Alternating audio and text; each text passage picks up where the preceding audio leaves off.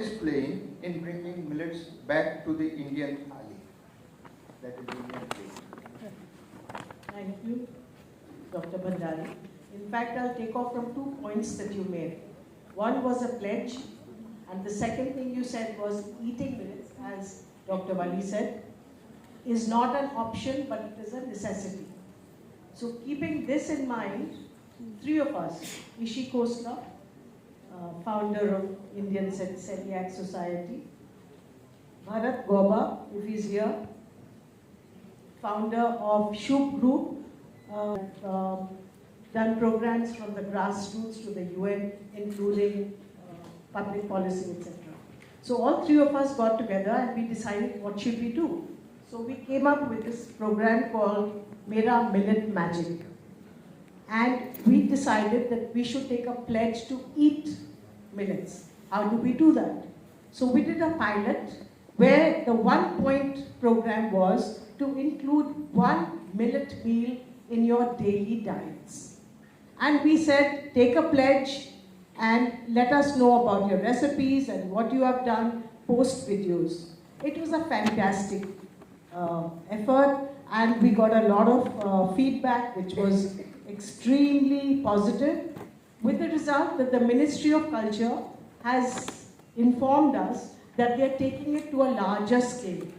Crores of these pledges, and they will be applying for the Guinness Book of World Records. Oh, that's super. So now I come back to you because we have a 3 set of questions. No, we're keeping it to 1 because I'm sure the audience is very hungry. Okay. And second thing was that this program was recognized as an official event by the Food and Agriculture Organization, FAO, which was a great boost to the campaign, and also by FSSAI, and they took it on as the Eat Right campaign, and the Ministry of Culture. So we are going about this in a big way, the pledge to eat 1 millet meal each day, and we hope for the Guinness Book of World Records and increase eating, not consumption, as you said. Thank you. So,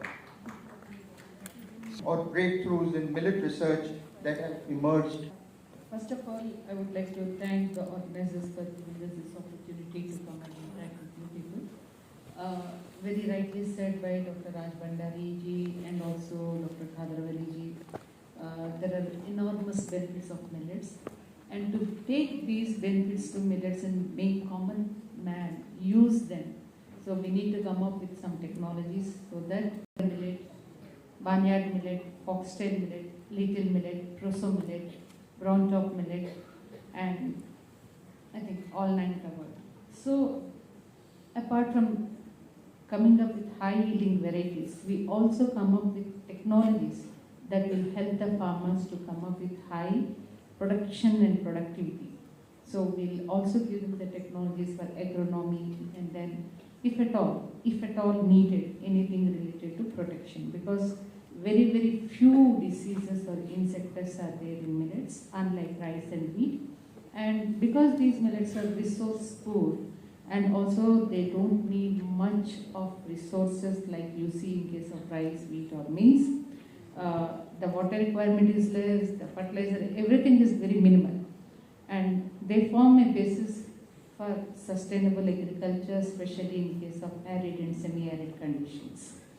And again, when we talk of the nutritional benefits of millets, pearl millet is rich in iron and zinc and high amount of fat, and that too good amount of fat, you say the polyunsaturated fatty acids. Then sorghum, rich in again fiber and good amount of antioxidants. Finger millet, rich in calcium.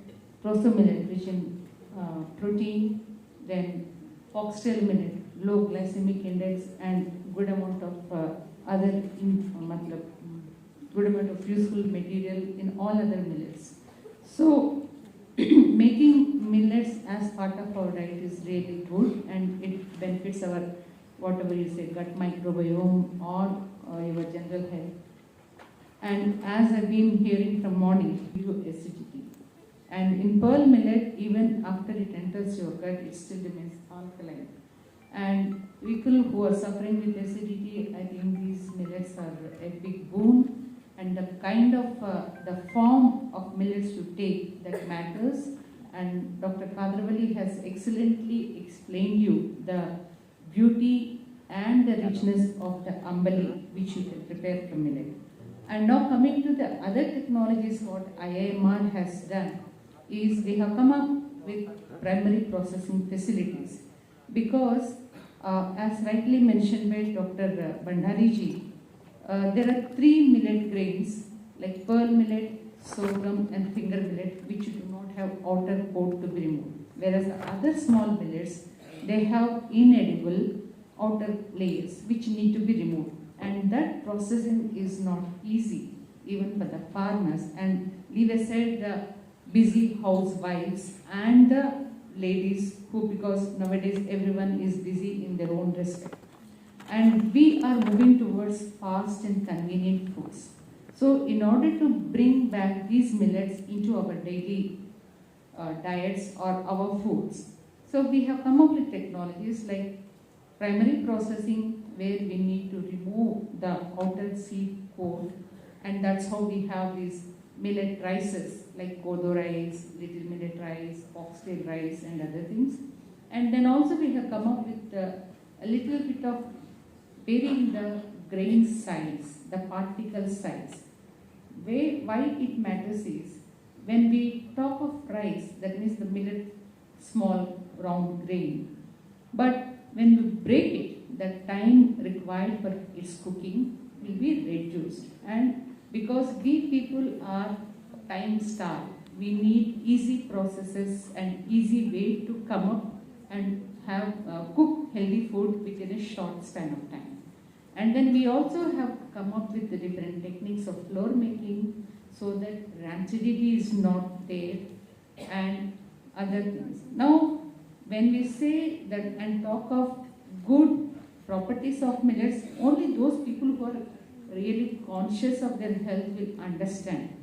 But to attract the young generation, the adolescent generation, the teens, we also have come up with technologies for processing, like we have the extrusion technologies, whether it is hot extrusion or cold extrusion, or then flakes, so that we can come up with different products of these millets, and these are taken up by different companies, and we have these products available easily in the market, so that we can attract all age groups. Touched upon biofortified things.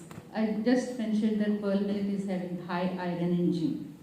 Whenever a plant breeder develops a variety, we evaluate only for the production, productivity, and then related diseases or pests, insect or diseases. But for the first time, we have come up with a policy decision wherein we have come up that no variety or hybrid of pearl millet will be promoted either for testing or for identification of the variety or for the release without a minimum benchmark level of 42 ppm iron and 32 ppm zinc. And this is the first of its kind of policy decision which has been Khosla, who has worked on very precision nutrition, I would say. I mean, prescribing a diet for every individual, because we are all different in some way or the other. So we would want to hear from you, in what ways can millets be a valuable addition to diets of individuals with specific digestive disorders or sensitivities, and the effect of carbohydrates in millets in diabetics. Okay, thank you, Dr. Bhandari. I'll take this opportunity to clarify a few myths about millets, because we have learned so much about the goodness of millets, the nutritive value of millets, and somehow I also hear from various sources that millets are low carbohydrate or are low GI or are more nutritious.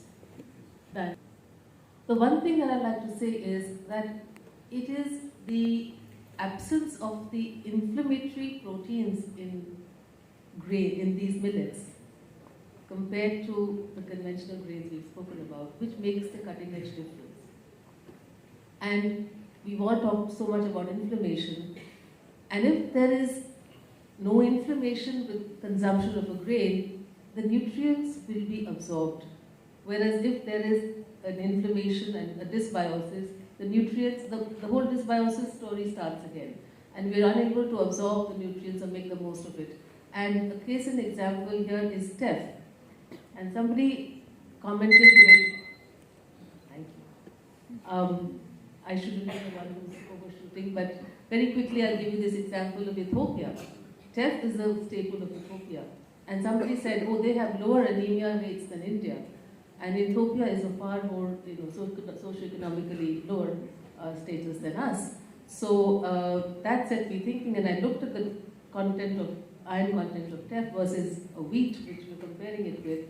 And so that lady remarked, oh, teff is very high in iron, And I said, actually, it's half the amount of iron that it has. And yet the rates of anemia are superior, are better. It's not like they don't have anemia, but it was just a food for thought, that it is really absorption which is making the critical difference more than the content. And of course, there is no denying that these are anti-inflammatory grains, and therefore they have the power to solve, like Dr. Khadir really said, anything and everything. Anything and everything. That's a nice way to conclude. But yes, you rightly pointed out that the carb content would be similar to wheat or rice, 65% of carb. But I would say that I would contest the fact that a calorie is a calorie. All calories are not same. How do we derive these calories? Because our body is not a bomb calorimeter. What was earlier seen as, we don't burn